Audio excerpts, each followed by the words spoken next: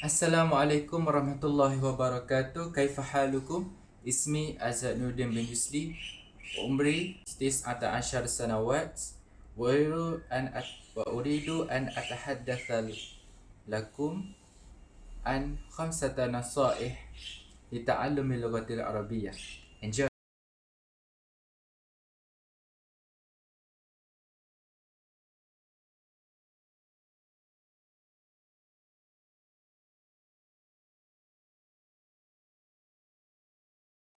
Hi everyone and welcome back to my channel. Pada hari yang mulia dan hari yang diberkati ini, which is Friday, tapi kita tak boleh sebut Jumaat. Tapi tak apa, disebabkan hari ini hari Jumaat, hari ini Azab mau share something, iaitu 5 tips untuk belajar bahasa Arab. Tapi Azab tak rekomenkan yang tips-tips ni dapat membantu korang akan membantu korang untuk memotivekan diri korang mempelajari dalam bahasa Arab. Okey, kita jangan buang masa. Kita teruskan dengan tip kita yang pertama, iaitu masa yang diperlukan. Okey, pengalaman Ana belajar dalam bahasa Arab ni agak lama. Sejak dari sekolah rendah lagi, kira-kira dalam 10 tahun Ana dah belajar dalam bahasa Arab. First impression Ana dalam bahasa Arab ni, memang Ana rasa bahasa Arab ni memang agak complicated, agak susah. Sebab okey, korang jangan salah faham, bukan Azad nak kutuk bahasa Arab ni. Tapi memang betul. Dulu otak budak-budak kan, otak budak-budak ni bukannya betul pun kan. Diorang mesti fikir macam, bahasa Arab ni susah lah. Dia tak pernah dengar dari dulu lagi. Mak pak kita tak pernah ajar pun. tapi tak apa. Dah lama pun belajar, so kita kena hadam, kita kena terima benda tu secara rela hati lah. Tapi jangan secara paksa. Kalau secara paksa, hati kan tak berkat lah ilmu tu nanti. So sejak Ana belajar dalam bahasa Arab ni, Ana telah memotivekan diri Ana sendiri supaya kena cari masa. Dalam masa seminggu tu, contohlah, ambil lah satu hari tu 4 jam ke untuk belajar bahasa Arab ni. Tapi nak belajar bahasa ni jangan lama-lama. Sebab belajar bahasa ni bukan seperti belajar mat je. Kalau belajar mat ni, kita punya otak bergerak kan. Kita punya otak bergerak, pakai kalkulator, kita menulis apa semua. Tapi untuk belajar bahasa Arab ni, kita kena sentiasa fokus dan kita kena sentiasa apa orang kata, macam hafal lah kan. Kita kena sentiasa fokus sebab kita nak hafal setiap mufradat, setiap formula-formula dalam ilmu nahwu dan ilmu saraf and dalam ilmu bahasa dan sebagainya. Ilmu bahasa Arab sebenarnya banyak, tapi cuma Azad tak nak bagi tahu sebab benda tu memang banyak. Tapi just tips-tips yang Azad bagi tahu ni je untuk starter lah. Bagi yang starter ni, yang nak belajar bahasa Arab ni, Azad rekomenkan korang gunakan tips-tips ni untuk memotivekan diri korang. Okey, seterusnya tip yang kedua, iaitu sumber yang mencukupi. Nak belajar bahasa Arab ni, perlu ada sumber-sumber yang menepati syarat. Syarat apa ni? Iaitu tak kisahlah sumber dari segi macam kamus ke, dari segi ilmu tu korang dapat kat mana, tak kisah daripada YouTube ke, daripada kawan-kawan ke, daripada guru anda sendiri kan, daripada nota senior-senior korang dulu. Kalau korang semua nak belajar bahasa Arab, dulu memang Ana beli satu kamus, iaitu kamus Oxford kan. Kamus Oxford ni memang gila terbaik ah. Kalau korang nak gunakan Oxford Fajar ni, dia sangat senang. Korang jangan risau. Untuk peringkat kali ni, Azad recommendkan korang guna kamus ni dulu. Tapi yang dah belajar, dah ada basic untuk bahasa Arab ni, korang gunakan kamus ni. Tapi kamus ni dia tak ada jual kat dalam negara ni, dia jual dekat luar negara. Tak silap Azad, dulu ada orang orderkan kamus ni dekat kawan diorang dekat overseas, yang belajar dekat overseas, kat Mesir atau Jordan sana. Diorang orderkan buku tu and then diorang post ke Malaysia. And Azad pun ada satu kamus macam ni.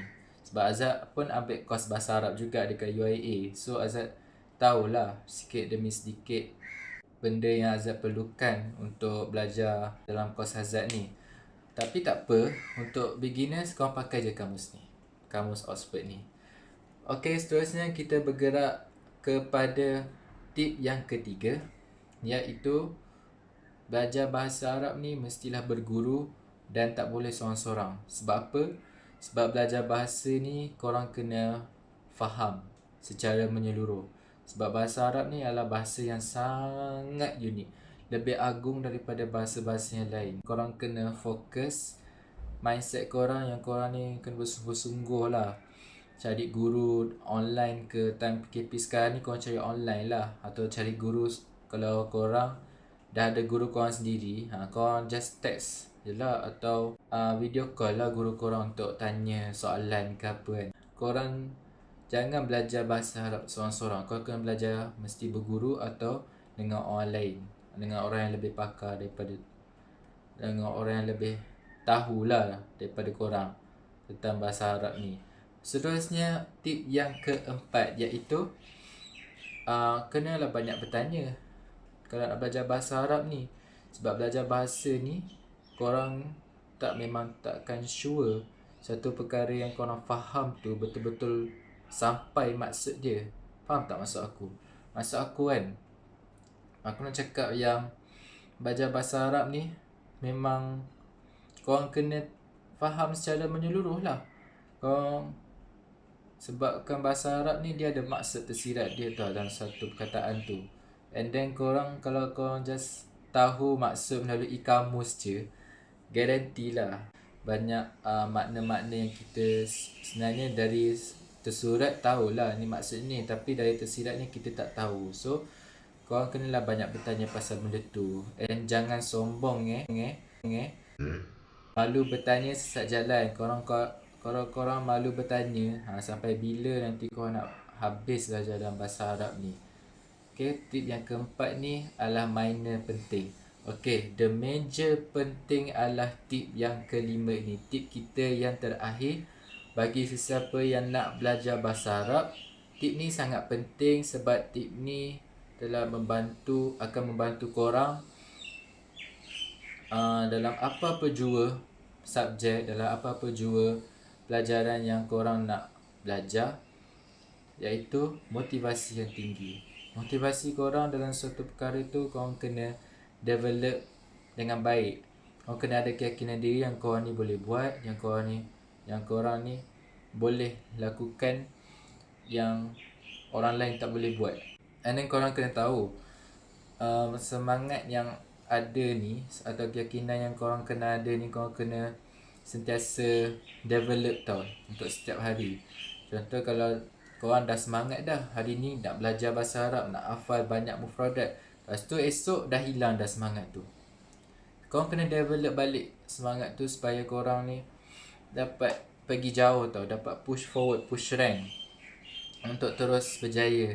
Maksud aku macam tak ramai orang belajar bahasa Arab ni tau. Sebab bahasa Arab ni kita tahu, bahasa Arab ni setiap kali kita baca Quran dalam bahasa Arab, setiap kali kita solat dalam bahasa Arab, setiap kali kita berdoa pun dalam bahasa Arab juga kan, betul tak? Doa kau masuk tandas, doa naik kenderaan. So apa salahnya kalau kita just tahu je apa maksud doa-doa yang kita baca tu kan? Lebih khusyuk, betul tak? Kalau kita rasa kita nak khusyuk dalam solat, kita kena tahulah apa maksud bacaan yang kita baca dalam solat tu, barulah kita boleh khusyuk. Korang faham tak? Kalau korang faham, mumtaz. Mumtaz maksudnya cemerlang. Okay, itu sahaja video Azad pada hari ini. Terima kasih kerana menonton, and leave a like or leave some questions below down. Kalau some questions below, kalau korang ada soalan yang korang tak faham tentang tips-tips tadi, Azad akan terangkan one by one. And Thank you for my subscribers.